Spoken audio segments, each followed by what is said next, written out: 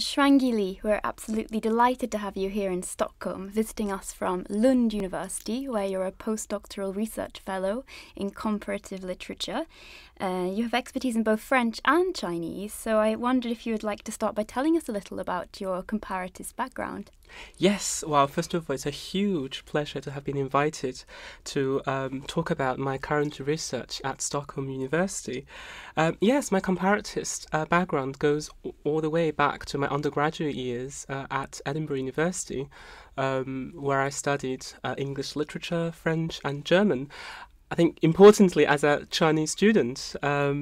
So as I was moving on to becoming a researcher, I was increasingly feeling compelled to put what I've learned in Europe in dialogue with Chinese culture and literature in particular.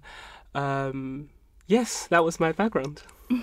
And you've recently published your first monograph, haven't you? Proust, China and Intertextual Engagement, Translation and Transcultural Dialogue. So I'm going to propose that we zoom in on these three terms from your title: translation, intertextual engagement and transcultural dialogue. So first of all, could you explain the trajectory which brought Proust's work to China by means of translation? Yes, well, as you know, that Proust has written an exceptionally long and difficult novel called À la recherche du temps perdu, often translated into English as In Search of Lost Time. So it was finally the novel was finally translated in full only at the end of 1980s, and it was a collaborative work by 15 scholars, and 1980s was quite a special time. This was the 1 decade after the economic reform and the death of Mao in China. So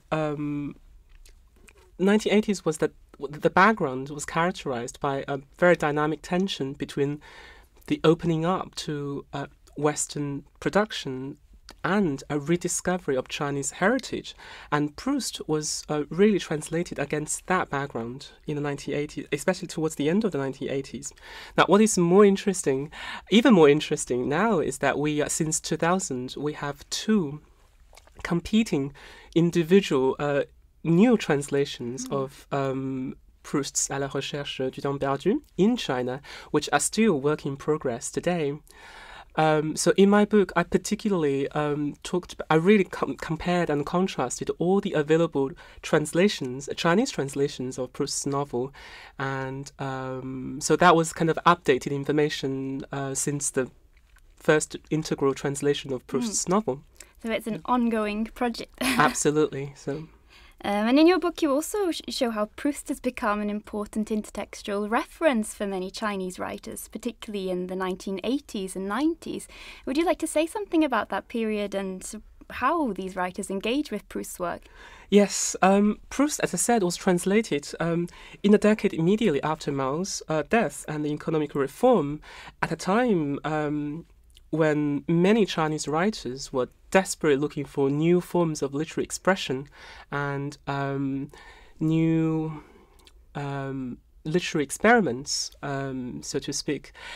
So Proust was very often translated at the same time as Joyce, Virginia Woolf, and Kafka, and so that sometimes seen as a stream of consciousness writers in the Western modernism, and so in my book, I've particularly selected 3 contemporary mainland Chinese writers who are from very different educational background and also from very different literary schools.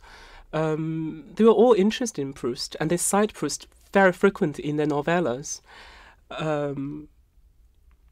So in my book, I particularly paid very close attention, so did a lot of close text analysis with the intertextual references to Proust's work. But I have to say that one of my rather negative conclusions in this section is that some of them do tend to cite Proust quite superficially. So the intertextual engagement with Proust tend to be quite superficial, and so the idea of citing Proust is to to some extent, enhance the prestige of their own work in China. But this is, having said that, this is not something entirely new, just in the Chinese context. Citing Proust it's in the works we see quite often in the West as well. So a kind of kitschification, I think, is one of the postmodern concepts I kind of explored in that part of the book. Thank you. So moving on to the third term then in your title, transcultural dialogue. How do you understand that term, and would you like to perhaps give us some example? Yes. So the concept of transcultural dialogue was initially inspired by the writer François Cheng, so the Franco-Chinese migrant writer. A significant part of my book is about the comparison and contrast between Proust and François Cheng's work, the novel, especially the novel Le Dit de Tianyi, which is an award-winning novel in France. So Cheng describes his own approach to his own novel, Le Dit de Tianyi, as a kind of Proustian approach. So he used the word a démarche proustienne to describe his own writing process of the novel. So the notion of dialogue is central in François Cheng's understanding of cultural exchange. And he, in his philosophical writings or theoretical texts, that François Cheng also often talks about the idea of transcendence, it's cultural transcendence. So I think combining the idea of transcendence and dialogue, then I had this idea of coming up with the term transcultural dialogue as slightly different from cross-cultural dialogue. So in that kind of, I think it was very much. So we can produce something new, produce new languages, new ways of seeing, and new realities in this kind of transcultural literary production. I think that was the kind of theoretical underpinning behind this idea of transcultural dialogue. And also, I think the idea of dialogue is somehow.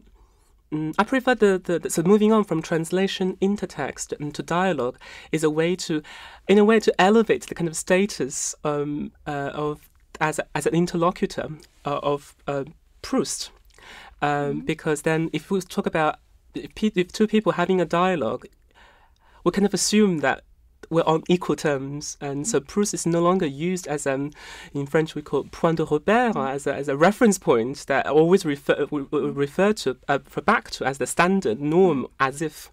But I think if we say that this is a dialogue, then we kind of treat François Cheng's work and Proust on equal terms, and I think for François Cheng this is quite essential as far as cultural dialogue is concerned.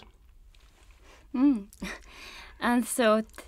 I understand you're already working on your next project, which has grown out of this recent book. Yeah. Would you like to say a few words about your current research at Lund University? Yes, it's with huge pleasure, and that's one part of the reasons why I've been invited in at Stockholm University to talk about my current research.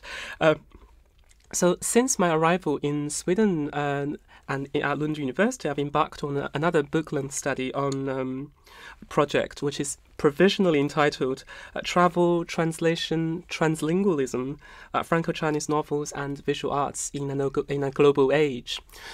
This was really thanks to François Cheng in my first book that I discovered an entire group of Franco-Chinese authors that do exist. So they were all born in China and immigrated to France in their adulthood, and so what is even more interesting that they all have chosen, and I'm talking about Gao Xingjian, Dai Sijie, and Shan Sam, and so they've chosen the French language as the language of creation. And what is more interesting for me is that they were all very versatile. So not only do they write literature in French, but they also produce visual artworks. Such as ink paintings, calligraphy, and cinema, so film, and so that creates an entire new territory of inquiry. I'm all very excited about about this new line of inquiry in my own intellectual development. And we look forward to reading you on that. But thank you very much, Wangi Lee, for joining us today in Stockholm and sharing your research.